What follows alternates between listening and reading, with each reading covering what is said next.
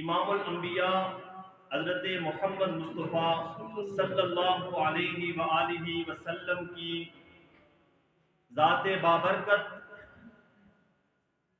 اس تمام کائنات کے لیے باعث رحمت ہے۔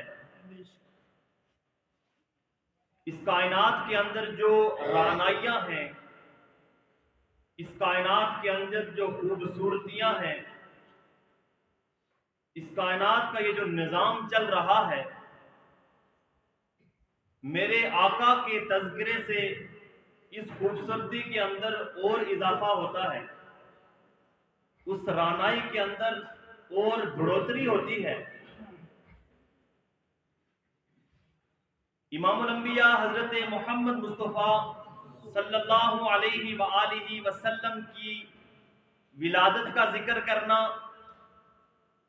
آپ کے بچپن کا ذکر کرنا، آپ کے لڑکپن کا ذکر کرنا، آپ کی جوانی کا ذکر کرنا، آپ کی آخری عمر کا ذکر کرنا، آپ کی تجارت کا ذکر کرنا، آپ کی جہاد کا ذکر کرنا، آپ کی تبلیغ کا ذکر کرنا، آپ کی صبح و شام کو ذکر کرنا، آپ کے سفر حضر کا ذکر کرنا، آپ کے دن رات کا ذکر کرنا، آپ کی گھریلو زندگی کا ذکر کرنا اور پوری کی پوری زندگی کو ذکر کرنا، یہ باعث رحمت، باعث سعادت اور باعث نجات ہے۔ لیکن دیکھنا میں نے اور آپ نے یہ ہے کہ کیا آقا صرف آپ کے تذکرے کرنے سے، آپ کی ولادت کا ذکر کرنے سے، آپ کی زندگی کا ذکر کرنے سے آپ کو خوشی حاصل ہو جائے گی؟ دیکھنا ہم نے یہ ہے کہ آپ کا ذکر تو ہم کر رہے ہیں، لیکن آپ کا جو مشن تھا، آپ کی جو فکر تھی، آیا کہ ہم اس فکر کے اوپر بھی چل رہے ہیں یا نہیں؟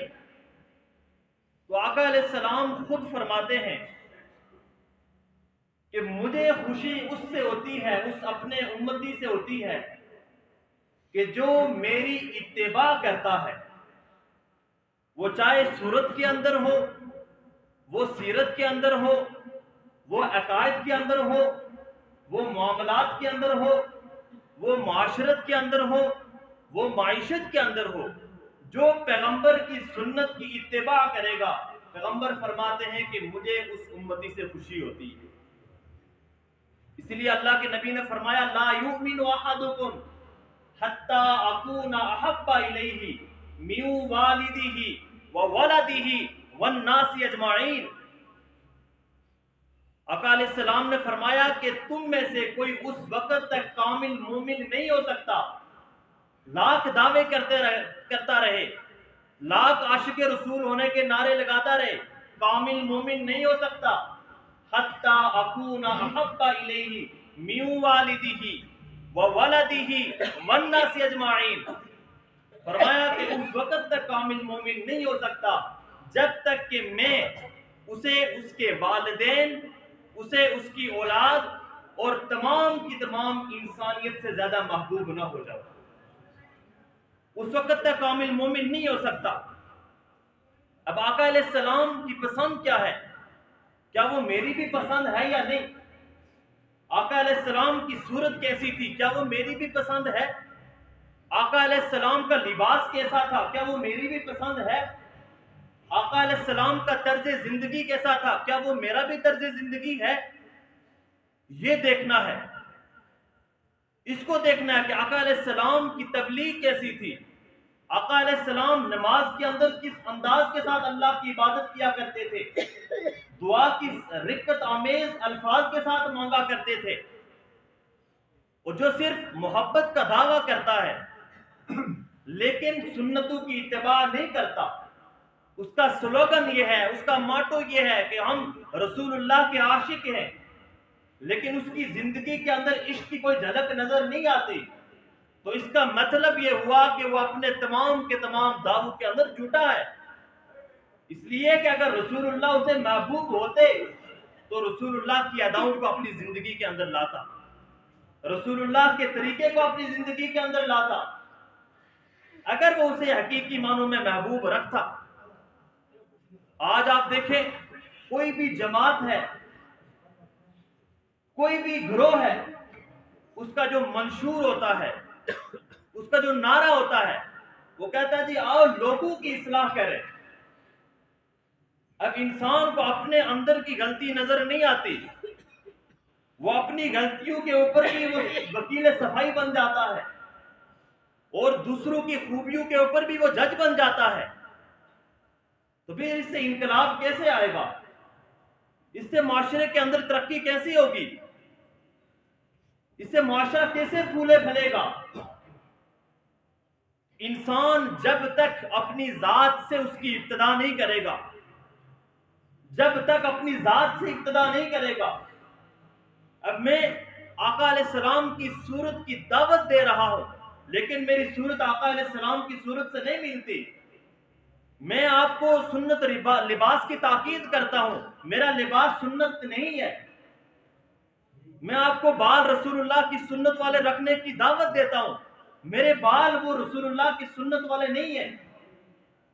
تو پھر انسان اپنی ذات کے اوپر جب تک محنت ابتدا نہیں کرے گا، اس وقت تک انقلاب نہیں آ سکتے۔ ہاں، کوئی ظاہری صورت اپنا لے بڑا تیر مار کے، لیکن اس کے معاملات کو دیکھا جائے، اس کے معمولات کو دیکھا جائے، اس کے اخلاق کو دیکھا جائے، اس کے کردار کو دیکھا جائے، اس کی سیرت کو دیکھا جائے، وہ رسول اللہ کی سیرت سے ہٹے ہوئے ہوں گے۔ اسی لیے قرآن کہتا ہے یا ایھا الذین آمنوا قوا انفسکم واہلیکم نارا، اے ایمان والو بچاؤ اپنے آپ کو اور اپنے گھر والوں کو ایسی آگ سے، وقودھا الناس والحجارہ، جس آگ کا ایندھن انسان اور پتھر ہوں گے۔ یعنی ابتدا اپنی ذات سے کرو، اس لیے کہ معاشرہ افراد سے مل کر بنتا ہے، معاشرہ افراد سے مل کر بنتا ہے۔ اگر معاشرے کی ذہن سازی نہیں کی جائے گی، اگر معاشرے کی کردار سازی نہیں کی جائے گی، وسائل کتنے کیوں نہ ہو جائیں، ان کا ٹھیک استعمال نہیں ہو سکتا۔ مثال کے طور پر ایک مشین ہے، اور اس مشین کے پرزے زنگ آلود ہو چکے ہیں، وہ گھس چکے ہیں، وہ بیکار ہو چکے ہیں۔